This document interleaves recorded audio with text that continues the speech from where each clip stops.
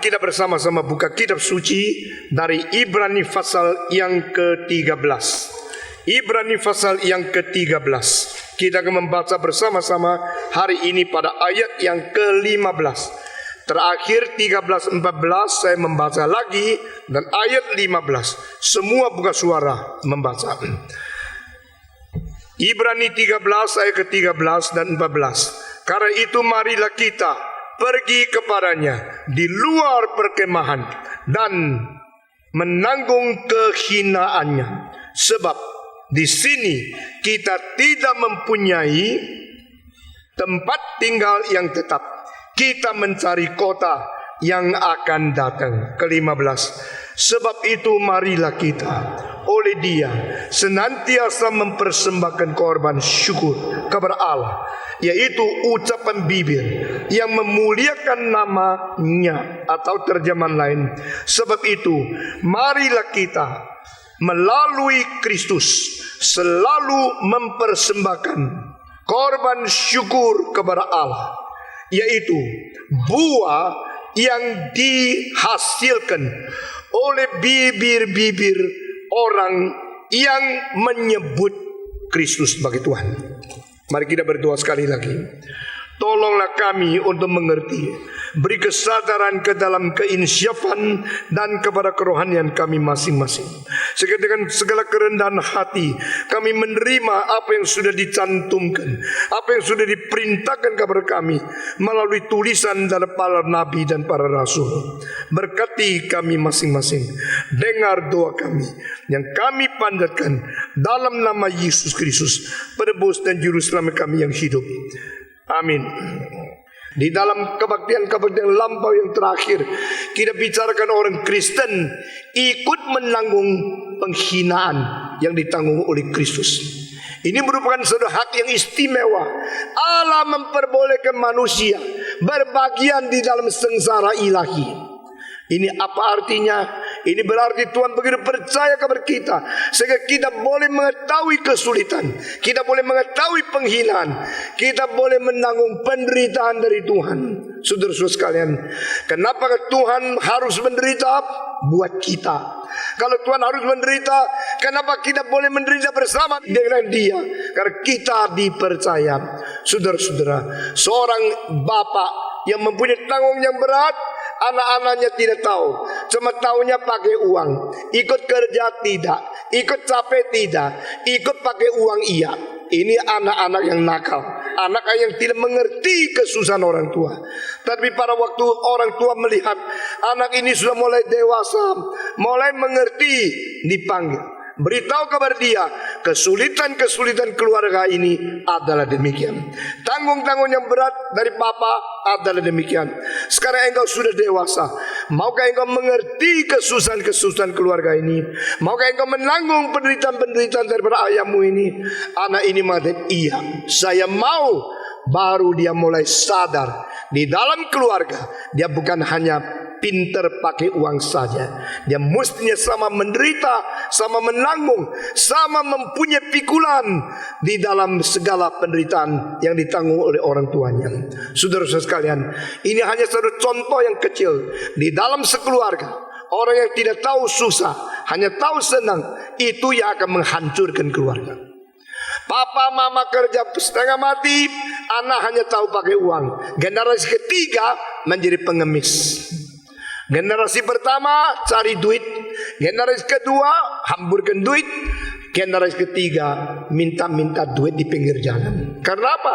Tahu senang, tidak tahu susah. Mengerti kesusahan, mengerti penghinaan, mengerti penderitaan, itu satu kemahiran daripada satu karakter. Pada seseorang yang tahu semua kesenangan, kehormatan, tidak tahu susah, orang ini belum ada pangkalan hidup yang kuat, belum ada fondasi karakter yang sehat. Saudara-saudara sekalian, biar kita didik anak, kita beritahu kepada anak, menjadikan mereka orang yang mahir, menjadikan orang mereka yang diperlengkapi dengan keseluruhan pembentukan watak yang stabil. Saudara-saudara sekalian, jikalau kita tidak mengajar secara demikian, hanya taunya cinta dia, kasih dia, enak saja, itu sebenarnya secara tidak terus terang, tidak sungguh-sungguh, engkau tidak sadar sudah menjadikan dia dirusakkan. Saudara-saudara sekalian, demikian kita belajar dari Alkitab. Allah memberikan hak kepada anak-anaknya untuk ikut menanggung penghinaan yang diterima oleh Allah sendiri. Nah, saudara-saudara, saya kira kita tidak perlu menjurus lagi ke dalam mengapa Allah harus dihina, mengapa Yesus harus menderita. Karena itu sudah semua menjadi pengertian kita bersama. Karena dia menderita, baru kita bahagia. Karena dia diikat, baru kita bebas. Karena dia ditahan, baru kita dilepas. Karena dia mati, baru kita diberikan hidup yang baru. Ini semua merupakan sesuatu substansi yang mengandung sesuatu hal mengganti. Saudara-saudara, sesuatu penggantian. Kristus yang benar mengganti kita yang berdosa. Kristus yang tidak bersalah mengganti untuk kita yang bersalah. Kristus yang suci mengganti kita yang najis. Ini sesuatu pengertian yang penting di dalam konsep penebusan yang tidak ada pada agama yang lain-lain. Konsep mengganti dosa, menderita, ini hanyalah konsep yang terdapat dari wahyu Tuhan Allah. Yesus Kristus, juru selamat satu-satunya, dia menderita bagi kita. Tetapi orang Kristen yang sudah ditebus, orang Kristen yang sudah diberikan hidup yang baru, diberitakan di sini, kita boleh menanggung penghinaan. Nah, ini merupakan sebuah hak istimewa yang luar biasa yang diberikan kepada kita, karena Tuhan menghargai kita. Tuhan melihat kita mempunyai kemungkinan, berpotensi yang diberikan oleh Dia berkembang untuk menjadi orang yang dipercaya. Saudara-saudara, orang Kristen boleh menderita bagi Tuhan, menderita bagian dalam penghinaan Tuhan. Menderita bukan berarti penderitaan kita juga bisa menembus orang lain. Tidak. Penderitaan kita tidak ada jasa untuk menembus diri kita sendiri. Penderitaan kita tidak ada jasa untuk menembus orang lain. Tapi penderitaan yang diizinkan Tuhan, yang diberikan bagian kepada kita, menjadikan kita lebih mengerti berapa besar korban Kristus, berapa besar sengsara yang diterima, berapa besar tanggung jawab yang pernah dia pikul, berapa besar dia mengasihi kita. The more we suffer because of Jesus Christ, the more we understand the deep love of God.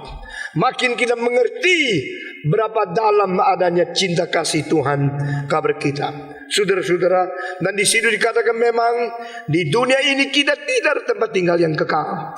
Masih ingat saya berkata kepada saudara, jangan lupa Abraham dipanggil keluar dari Mesopotami umur 75. Abraham dipanggil dari dunia, mati dan dia ke surga, itu umur 175. Berarti hidup sebagai orang yang mengikut Tuhan itu seluruhnya yang berjalan mengikuti panggilan Tuhan itu menempuh 100 tahun. 75 sampai 175, 100 tahun. Abraham keluar dari rumah yang besar yang menurut arkeologi sekarang paling sedikit 65 kamar. Dia keluar dari rumah yang mewah, yang gede, yang begitu hormat. Dan istri dia mungkin salah seorang wanita yang tercantik, bukan di zamannya, di dalam seluruh sejarah. Karena umur 90 masih laku. Coba bayangkan, kalau kamu umur 90 siapa mau? Umur 90 masih ada raja yang naksir. Bukan kepala kampung, bukan seorang camat, tapi raja kafir naksir dia. Coba lihat cantiknya, 90 tidak ada keliputnya sama sekali. Bayangkan, dia adalah perempuan yang paling cantik. Bukan serabaja zaman itu, mungkin dalam seluruh sejarah, Nyonya Abraham yang cantik sampai umur 90 masih ditaksir oleh orang lain. Saudara-saudara, Tuhan berkata keluar. Jadi sudah tidak bisa enak-enak di kamar mandi yang ada bath foam, yang ada jacuzzi. Nah, saudara-saudara, ada shower, ada apa, kamarnya besar. Tidak. Nah, banyak suami-suami kalau dipanggil Tuhan menjadi hamba Tuhan, yang menjadi hambatan paling besar nyonya. Lu mau jadi pendeta, gua makan apa? Gua sudah biasa di kamar AC. Saya tidak mau masuk institut. Saya tidak masuk STT. Saya tidak bisa. Suami-suami kalau dipanggil Tuhan, yang jadi setan nyonyai. Tuhan suruh dia ikut jalan ke surga, itu setan suruh dia ikut jalan ke dunia. Itu banyak nyonya-nyonya yang menghambat suaminya melayani Tuhan. Saudara-saudara, sebelum suaminya menjadi Kristen, dia ketakutan kalau suaminya jadi Kristen. Jadi seperti dia cinta sekali, ingin sekali suaminya mengenal Tuhan. Padahal bukan. Dia bilang kalau suami percaya Tuhan supaya tidak cari pelacur. Kalau suami percaya Tuhan, lebih aman dia.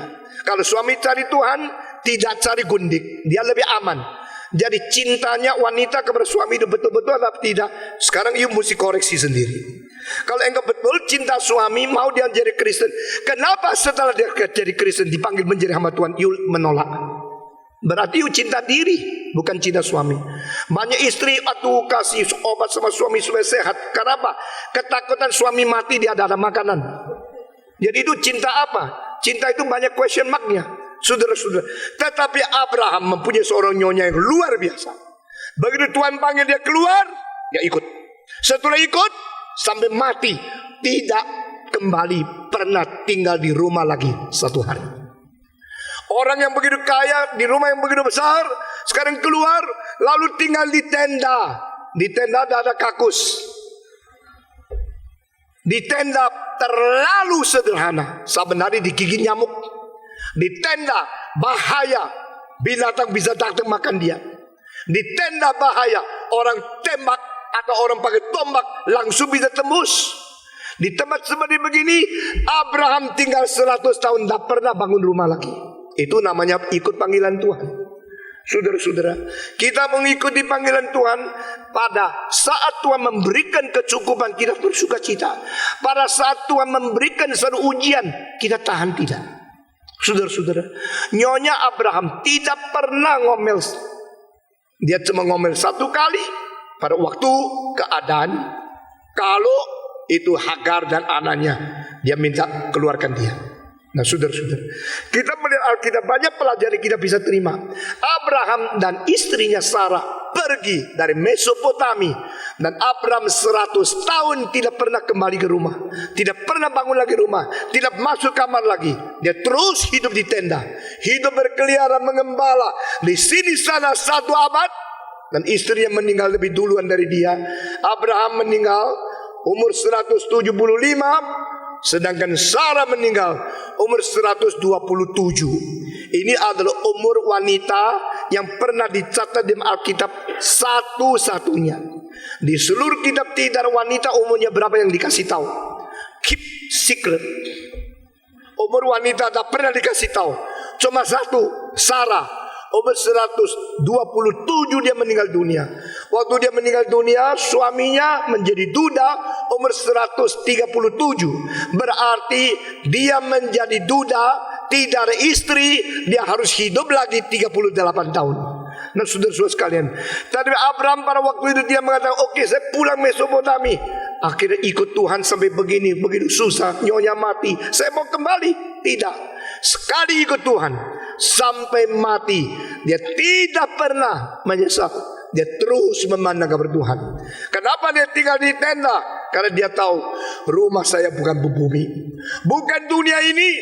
Itu sebab kalimat ini, karena di sini kita tidak ada tempat tinggal yang tetap. Saudara harus ingat, bagaimanapun di dunia hanya sementara. Bagaimanapun di dunia hanya menjadi tamu. Bagaimanapun ini bukan tempat kita. Tempat kita di surga, di tempat yang kekal, yang abadi di sana. Di sini hanya menjadi tamu semua. Di sini hanya menjadi tamu. Itu janganlah engkau memikat seluruh hatimu kepada dunia yang fana ini. Jangan engkau terus menaruh segala sesuatu untuk pegang teguh dunia ini. Pada satu hari akan lepas. Saudara-saudara, anak bayi kalau lahir tangannya bagaimana? Saya tidak terlalu memperhatikan, tapi saya memperhatikan orang kalau mati tangannya gini. Coba perhatikan, adakah yang mati gini tangannya? Sedikit. Oh, begini kan? Lepas. Berarti apa? Nggak bisa dibawa. Uang nggak bisa dibawa. Rumah nggak bisa dibawa. Emas nggak bisa dibawa. Berlian nggak bisa dibawa. Semua mesti lepas. Karena kita tidak mempunyai tempat tinggal yang kekal di bumi ini. Kita harus ingat rumah kita di sana. Kita harus ingat di sini hanya menjadi tamu saja. Kita mengharapkan kota yang akan datang. Kita mengharapkan kota yang akan datang. Setelah selesai ayat ke-13 dan 14 dengan kalimat-kalimat seperti ini, 15 langsung dikatakan bahwa sebab itu marilah kita oleh Dia senantiasa mempersembahkan korban syukur kepada Allah.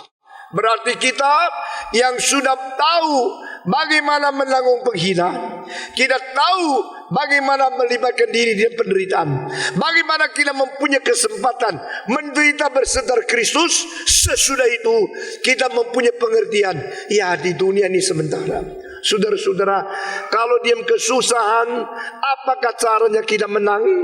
Orang yang menang diam kesusahan adalah kita mempunyai pengertian kesusahan itu apa, dari mana, sebab apa, tujuannya kemana. Ini 4 hal penting sekali. Kesusahan itu apa? Kesusahan dari mana? Kesusahan bersifat dan tujuan apa? Kesusahan membawa kita menuju kemana? Saudara-saudara, orang yang mempunyai perkenalan terhadap kesusahan sangat mempunyai kemungkinan melepaskan diri dari ikatan-ikatan kesusahan. Orang yang tidak mempunyai perkenalan tentang apa kesusahan, dia selalu tenggelam binasa di dalam kesusahan. Mengapa ada orang susahnya 10 kali lebih berat dari kita, tetap dia tidak mati? Kenapa ada orang hanya susah sedikit bunuh diri? Karena ada kesusahan tapi tidak mengerti kesusahan itu apa. Sekali lagi, kesusahan itu apa sih? Kesusahan dari mana? Kesusahan itu artinya apa?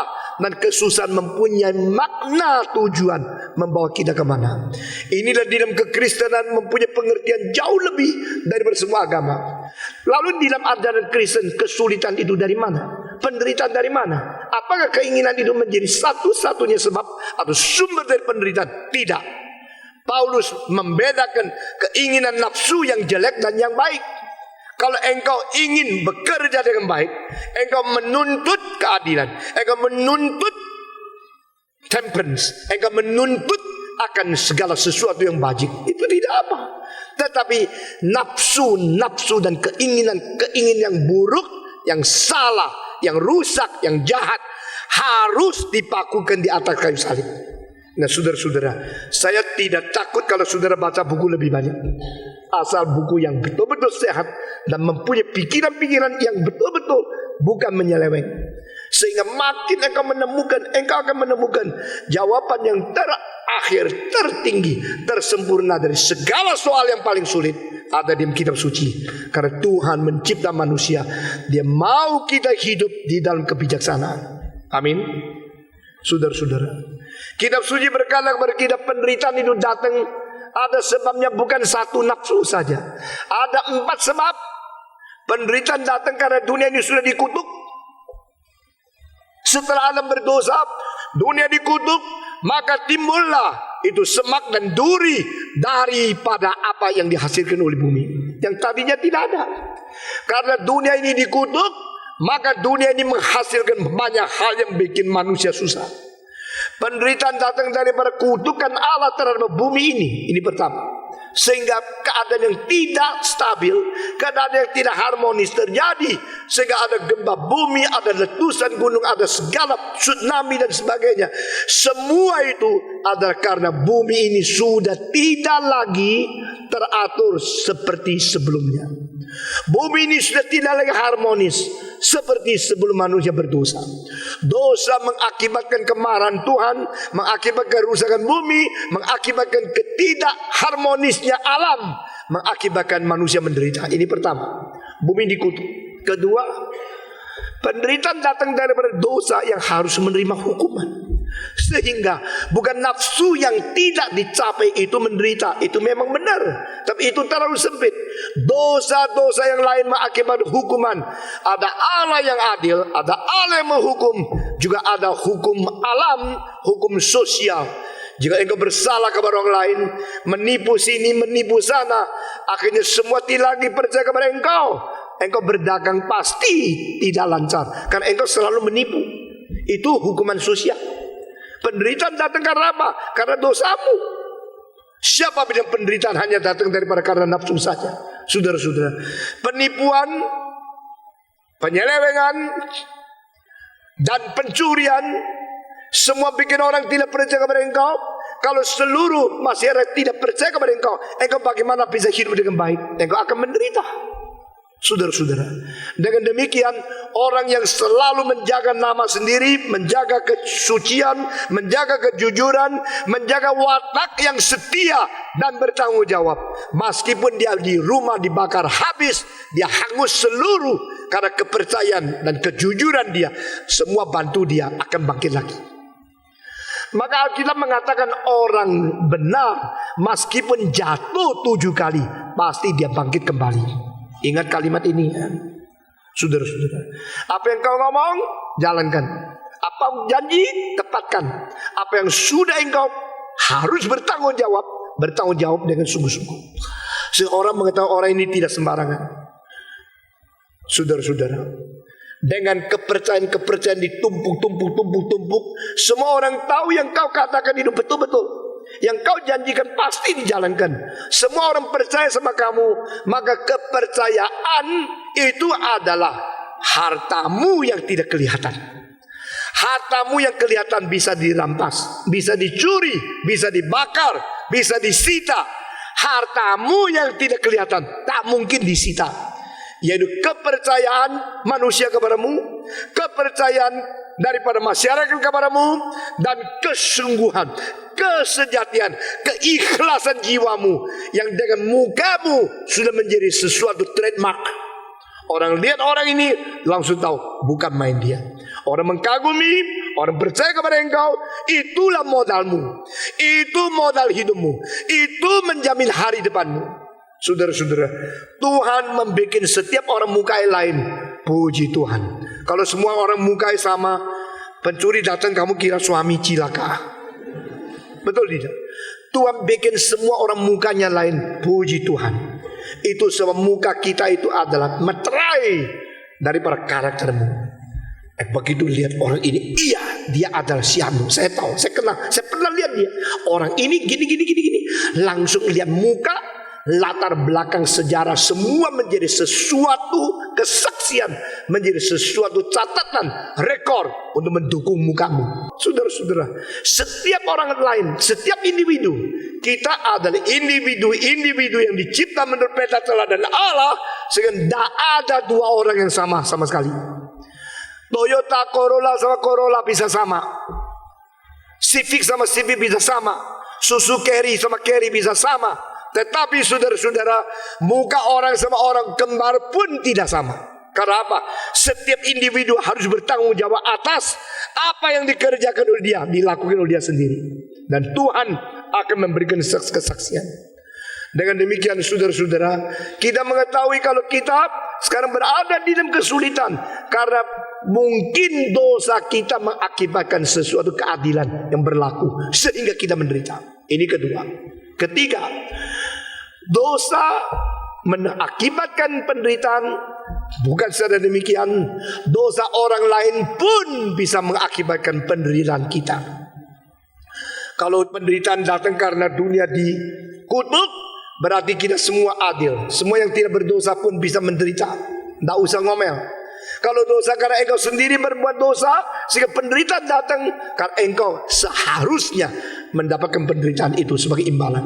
Ketiga, kalau engkau tidak berdosa, orang lain yang bersalah. Orang lain menipu engkau, orang lain merugikan engkau menderita karena orang lain.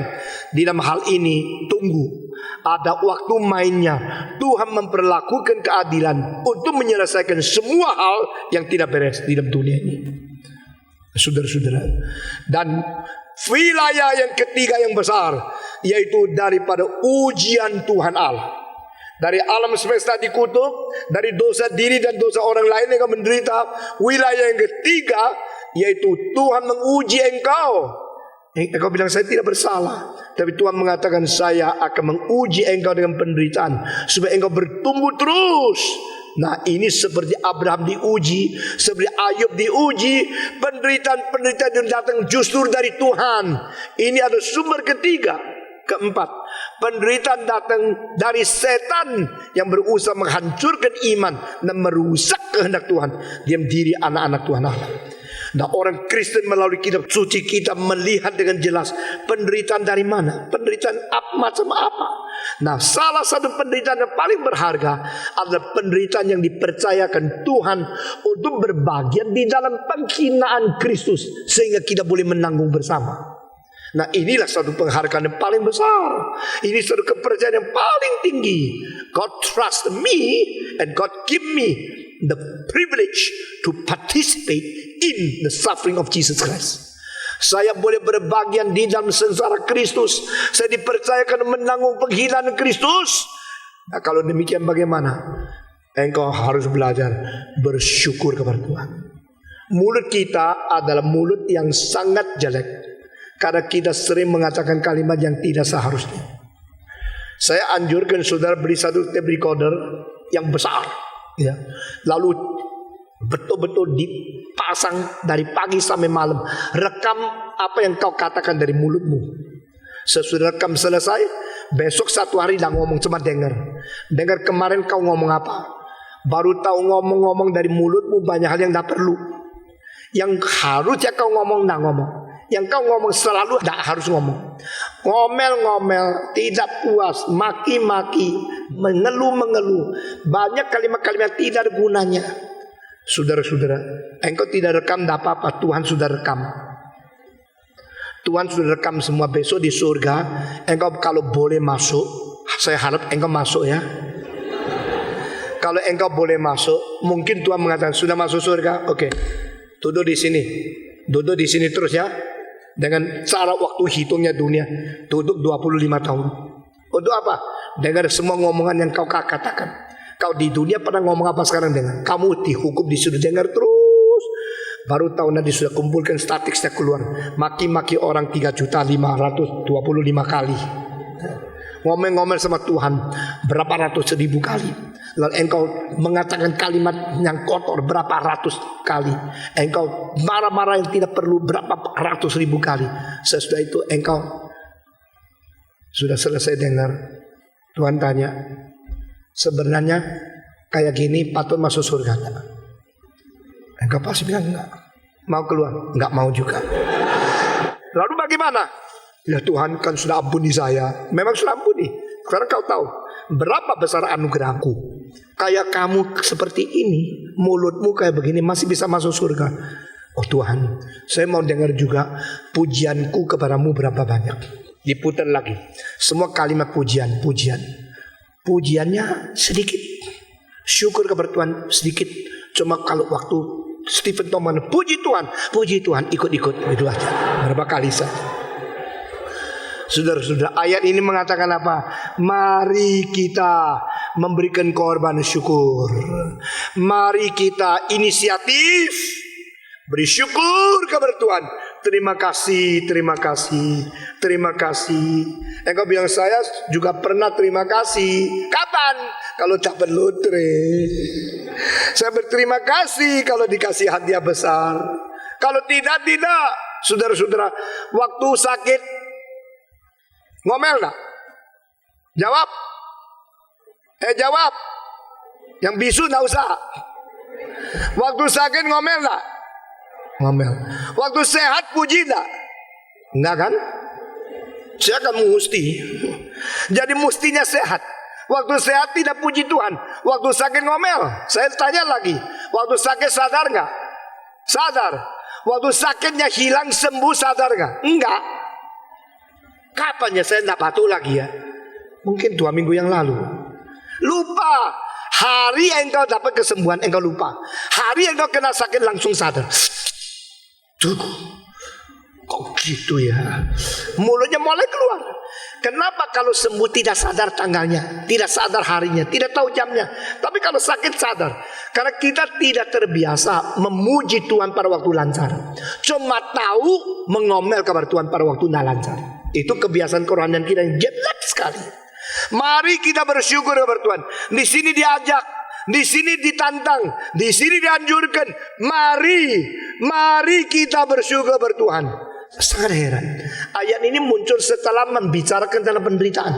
Kita menderita bersama-sama, berbagian di penghinaan Kristus. Kita di kota dunia tidak ada kota yang kekal. Kita mengharapkan maka mari kita memuji Tuhan. Kok bisa ya? Justru memuji Tuhan di dalam penderitaan itu baru berarti. Memuji Tuhan di dalam penderitaan baru namanya rohani. Memuji Tuhan dalam kesulitan itu baru kemahiran daripada hidup kita yang baru.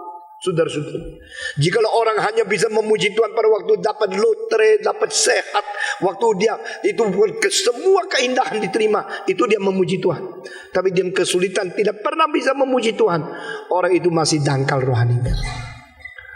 Saudara-saudara, saya ngomong sampai di sini mengingat dua orang yang selalu puji Tuhan. Satu di Bali, satu di Surabaya. Waktu saya masih muda, pertama kali saya khotbah di Bali, umur 25. 7 hari bikin kemauan rohani, saban hari doa supaya kebaktian hidup boleh diberkati oleh Tuhan. Dan mereka bilang Bali bagus, mau jalan-jalan? Tidak. Mau ke Bedugul? Tidak. Mau ke itu Kuta? Tidak. Mau pergi melihat di Tanah Lot? Tidak. Pokoknya saya mau khotbah. Khotbah selesai 7 hari, selesai hari ke-8. Sekarang sudah selesai khotbah. Ayo kita pergi jalan-jalan. Saya tidak, saya mau pulang. Orang ini kenapa ya? Semua yang ke Bali itu taunya jalan-jalan sambil khotbah. Ini khotbah sambil jalan-jalan pun tidak mau. Saya pulang. Maka orang di Bali pertama kali saya pergi, mereka hormat sekali. Ini seorang anak muda umur 25 yang lain sama pendeta yang lain semua. Tidak mau jalan-jalan, dia datang khusus untuk khotbah. Dan di situ saya melihat seorang tua, kira-kira umur 60-an. Kalau tahun 65 dia umur 60-an, sekarang mesti umur 100 lebih kan. Dia sudah mati lama kok. Tapi saya terus ingat dia. Dia kalau dengar khotbah gini. Sampai khotbahnya yang penting mulai kepalanya miring. Lucu ya. Saudara kalau berdiri di sini lihat orang-orang lucu loh. Ya itu kamu lucu kan di bawah. Dan saya perhatikan orang tua ini kalau dia dengar khotbah begini, seperti menemukan apa gitu. Baru khotbahnya mulai memuncak penting, mulai miring. Sudah miring, matanya gede melihat saya.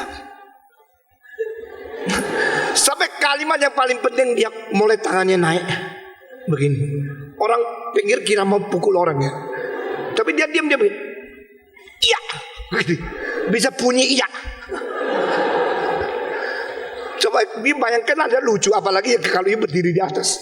Nah saya 1 kali khotbah 1 jam lebih, dia bisa 4-5 kali begini. Iya, iya begitu ya. Kalau dia setuju, dia bukan bilang amin, bilang apa dia? Iya begitu. Orang sebelah kaget. Dia dapat dulu, dia dengar. Kepala kembali lagi.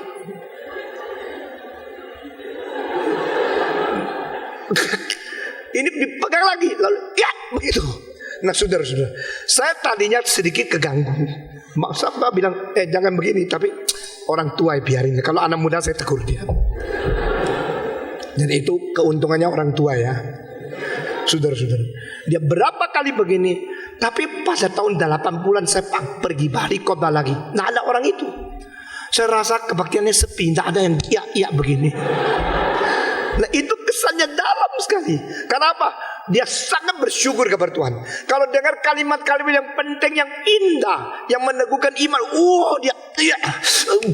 dia senang sekali. Orang kedua di Surabaya. Orang itu juga kira-kira umur 60, 58, 60. Dan dia sudah tidak ada rambut sebatang pun sampai mengkilapnya 1000 watt. Kalau datang sama nyonyanya sudah umur 50-an masih merah hijau apa gitu.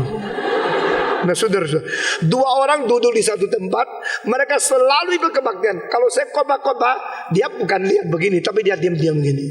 Yang sudah dengar kalau satu kalimat penting, reaksinya apa? Haleluya. Dia bunyi suara keras sampai banyak orang kaget. Haleluya. Puji Tuhan. Haleluya. Di tengah-tengah khotbah. Jadi saya waktu kecil sudah pernah dengar Dr. Andrew G mengatakan, dulu di Tiongkok ada satu encik tua selalu di tengah-tengah khotbah haleluya, haleluya. Kalau dia dengar satu kalimat Yesus juru selamat, haleluya, dia berteriak gini. Akhirnya majelis panggil dia.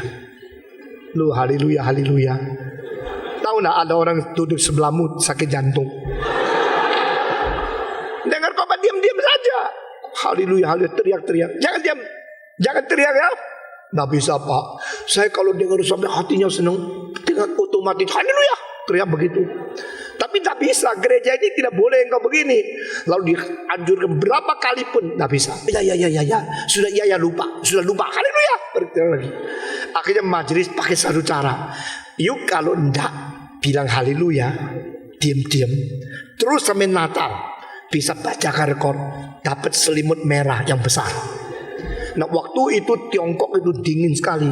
Kalau waktu itu zaman musim dingin itu ada selimut merah daripada wool. Wah itu mahal sekali kan. Dia bilang, apa? Kalau saya tidak bilang haleluya, saya dapat selimut. Betul, selimut merah. Oh, oke, saya tidak haleluya. Terus dia setiap kali mau haleluya tahan terus. Sampai satu hari dia dengar khotbah yang pening sekali. Dia puji Tuhan, hatinya senang. Terus dia tidak bisa tahan.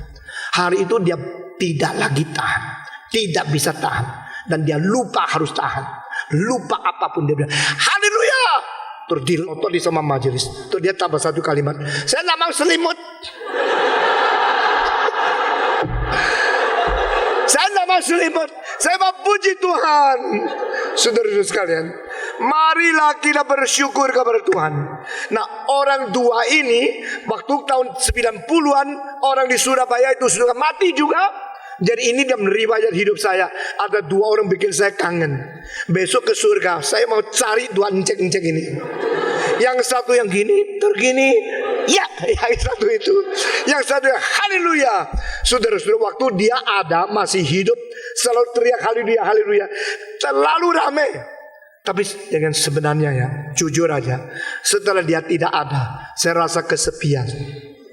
Seperti kebaktian itu khotbah terus sampai akhir, sepi gitu. Saya tidak menganjurkan kamu haleluya ya. Jangan salah ngerti ya. Mereka digerakkan oleh Roh Kudus. Kamu karena ikut-ikut tidak boleh ya. Nah saudara-saudara, jadi ada orang seperti begini. Saya berkata bersaudara, ada semacam orang tidak tahan. Dia suka memuji Tuhan. Ada orang cara memuji Tuhan yaitu pakai ikut kur. Ada orang cara memuji Tuhan dalam kebaktian. Ada orang cara memuji Tuhan itu selalu bersyukur. Ada kesempatan bicara sama orang lain, bagaimana baiknya Tuhan. Ada orang cara memuji Tuhan cuma di bibir mulut toh, puji Tuhan, haleluya. Tapi kelakuannya selalu menyeleweng. Saudara-saudara sekalian, gampang tidak hidup bersyukur terus, tidak gampang. Kita biasanya bersyukur kalau kita lancar, kalau kita sukses, kalau kita kaya, kalau tidak diperlakukan dengan baik, kalau kita sehat. Kita tidak gampang syukur pada waktu kita susah, waktu kita menderita. Satu kali di atas gunung di dekat itu Inggris, ada satu gereja yang kecil. Di dalamnya ada seorang pendeta yang selalu kebaktian. Ada satu upacara yaitu doa syukur. Di dalam doa syukur selalu syukur. Sehingga semua mengatakan ini pendeta syukur, pendeta yang suka syukur. Saudara-saudara, dan acara itu kalau tiba semua berdiri, mari kita berdiri bersyukur. Lalu dia memimpin seluruh kebaktian, semua orang dia berterima kasih kepada Tuhan. Pada satu hari hujan salju begitu keras sehingga sampai lebih daripada 2 feet, yaitu 60 cm salju memenuhi seluruh desa sampai ke lereng gunung. Tidak ada orang satu pun yang bisa ke gereja. Karena apa? Karena terlalu tebalnya salju. Sepatu mereka tidak sepanjang seperti itu. Kalau ada pun tidak bisa jalan. Pada saat itu tidak ada orang ke gereja. Tetapi seorang pemuda mengatakan, justru ini kesempatannya. Saya mati-matian pun mesti naik bukit, masuk ke gereja. Saya hari ini mau tahu pendeta ini bisa syukur tidak. Ayo, kapok lu ya. Sudah hujan salju begitu besar, tidak ada orang bisa ikut kebaktian, lu bisa bersyukur enggak? Saya justru mau tahu, ini saya mensaksikan I will be in the history. Maka dia pergi susah payah di tengah-tengah salju, jalan terus seluruh badan salju dengan kedinginan setengah mati. Akhirnya dia sampai di bukit itu. Setelah dia masuk ke gereja, kebetulan tapi dia tahan karena dia mau tahu syukurnya gimana gitu. Lalu mari kita berdoa. Yang sibuk kita, pendeta, nyonya pendeta, sama dia, cuma 3 orang. Mari kita berdiri. Pendeta memang sudah berdiri, nyonya berdiri di pinggir piano, dia berdiri, cuma 1 orang. Tidak ada orang bisa ke gereja, cuma 1 orang. Hari itu cuma 1. Mari kita buka kitab suci, yaitu 3 orang. Sekarang kemari kita bersyukur. Nah ini waktunya. Dia berdiri terus mulai dia pasang telinga, mau dengar bagaimana bersyukur. Saudara tahu bagaimana pendeta itu bersyukur? Tuhan, kami bersyukur, kami berterima kasih kepadamu. Lalu dia pikir, ayo kalimat selanjutnya apa ini ya? Kami bersyukur padamu karena hujan keras sampai tak ada orang bisa datang gitu. Kami bersyukur karena hari ini kosong. Syukur apa? Dia dengar. Waktu dia dengar, pasang telinga dengan jelas, dia mendengar kalimat yang indah. Mau tahu? Pendeta itu mengatakan, kami bersyukur kepadamu karena biasanya bukan begini. Semua 1, 2, 3. Kami bersyukur kepadamu karena biasanya bukan begini. Amin. Waktu duduk kembali, dia salut. Waktu susah, pikir hari biasa baik. Waktu salju tebal, tidak ada orang bisa datang ke kebaktian. Pikir minggu lalu masih cuaca baik, semua bisa datang. Mengapa kita selalu dihambat oleh kesulitan 1 hari dan lupa anugerah Tuhan berpuluh-puluh tahun? Kalau hari ini dokter berkata, Stephen Tong, engkau ternyata kanker, saya akan berkata, puji Tuhan, selama 43 tahun setengah belum kanker. Biasanya bukan begini. Kalau hari ini orang yang kita paling kasih harus mati, engkau harus menjadi janda atau menjadi duda, engkau akan berkata kepada Tuhan, puji Tuhan, dari dulu sampai hari ini engkau pernah memberikan aku seorang pasangan yang baik. Hari biasa bukan seperti ini. Nah ini caranya bersyukur. Saudara, kita bersyukur karena anugerah Tuhan sudah diberi. Kita bersyukur karena dulu bukan seperti sekarang. Kalau mulai hari ini saya dibunuh, saya mati, saya bersyukur sudah pernah sebelum mati begitu banyak waktu dipakai Tuhan. Kalau mulai hari ini saya kanker, saya bersyukur kepada Tuhan sebelum kanker masih mempunyai kesehatan, boleh melayani berjuta-juta manusia. Kalau mulai hari ini saya bangkrut, bersyukur selama puluh tahun saya setiap hari ada makanan. Nah saudara-saudara, dengan cara membanding begini kita lihat sebenarnya hari susah itu banyak, tetapi hari yang beranugerah tidak kalah banyaknya. Di Surabaya ada 1 pasang suami istri. Istri itu pernah mengajar istri saya yang kurang baik. Saya marah sekali. Dia mengatakan, jangan mau suamimu pergi terus. Orang suaminya dipanggil Tuhan kok dia ikut-ikut campur urusan keluarga orang lain. Saya bilang, jangan gini dong ngomong. Dia bilang, jangan mau, saya mau kasih tahu sama nyonyamu, tidak boleh ditinggal-tinggal terus. Saya tidak pernah ditinggal. Lalu saya tanya sama dia, betul? Engkau tidak pernah ditinggal suami? 45 tahun tidak pernah ditinggal 1 hari. Suami istri 45 tahun terus sama-sama saben hari 45 kali 365, coba bayangkan. Tidak pernah ditinggal 1 hari. Suami istri begitu akrab, begitu baik. Baiklah, baik. Suaminya sangat mencintai istri, istri sangat taat kepada suami, baik sekali. 2 orang tidak pernah tinggal berpisah 1 hari selama 45 tahun. Hebat sekali kan? Bagi saya sih kalau memang boleh ya tidak apa-apa. Kalau tidak bisa dapat seperti itu ya tidak apa-apa. Tapi akhirnya saya menemukan 1 hal. Waktu suaminya mati, cilaka, dia tidak bisa hidup. Waduh, dia susah luar biasa. karena tidak pernah ditinggalkan suami satu hari. Maka pada waktu suaminya meninggal dunia, dipanggil Tuhan, dia susahnya lebih dari siapapun yang pernah saya lihat. Lalu saya pergi membesuk dia. Saya tanya dia, bagaimana? Aduh, kenapa sih Tuhan? Kenapa Tuhan bawa suami saya pergi? Kenapa dia mati? Ngomel habis-habis. Saya tanya dia, apakah engkau memang mengharapkan sama-sama hidup, sama-sama mati? Itu yang saya mau. Saya tak mau ditinggal satu hari.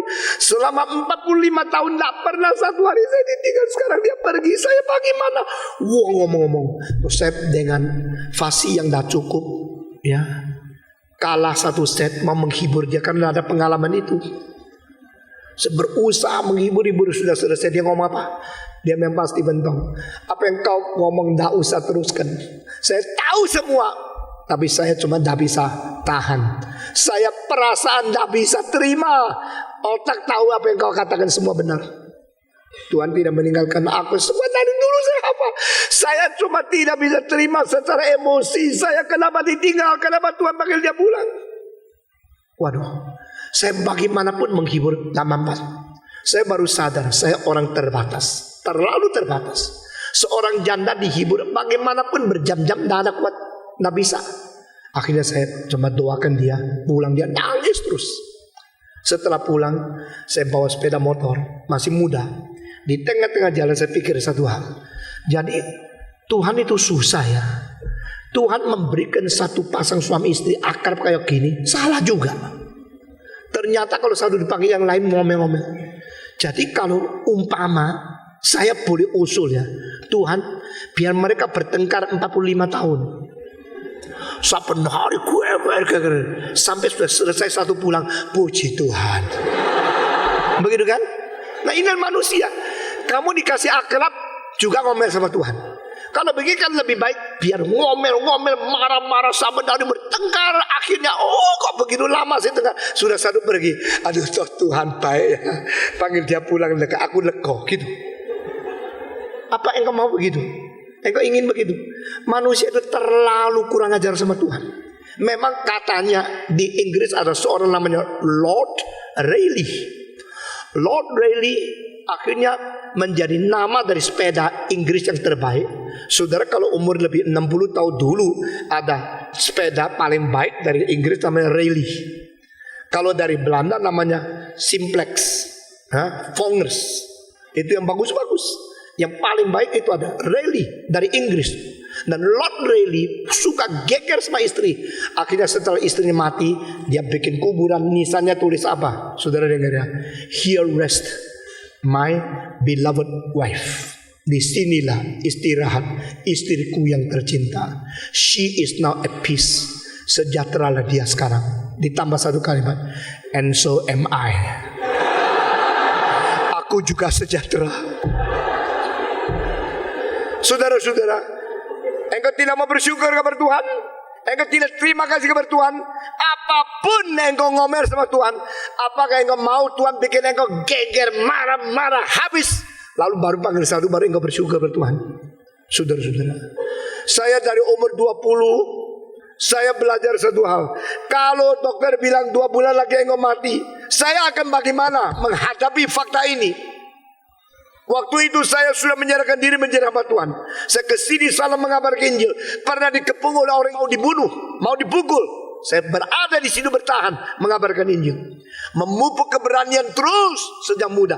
Saya pikir dan tanya sendiri, kalau hari ini dokter bilang sama saya engkau hanya bisa 2 bulan mati. Setelah mendengar kalimat itu 2 bulan saya akan apa? Saya belajar tenang, jiwa tenang, bersyukur kepada Tuhan. Dulu udah sakit, sekarang sakit.